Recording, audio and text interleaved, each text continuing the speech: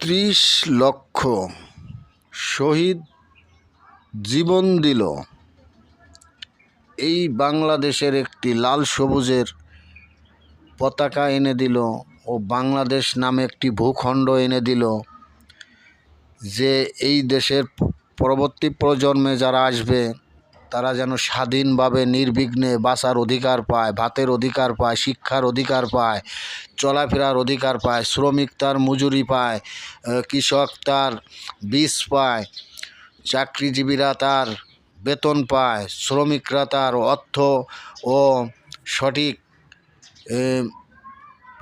ভাবে তারা শ্রম দিতে পারে, শ্রমের ন্যায় অধিকার ফিরে পায়।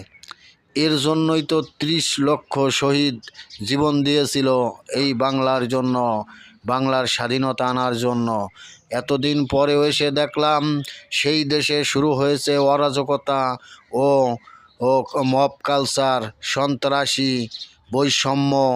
কারণ নতুন বাংলাদেশ গড়ার কথা বলে এই দেশটাকে ধ্বংসের দ্বার প্রান্তে নিয়ে গেছে কিছু সংখ্যক স্বৈরাচার, কিছু সংখ্যক সন্ত্রাসী, কিছু কুমহল চক্র বৈষম্য সৃষ্টি করে সন্ত্রাসী মব কালচার করে এদেশের সাধারণ দিনমজুরি, শিক্ষক, ছাত্র ও ব্যবসায়ী প্রত্যেককে হয়রানির শিকার হতে হচ্ছে।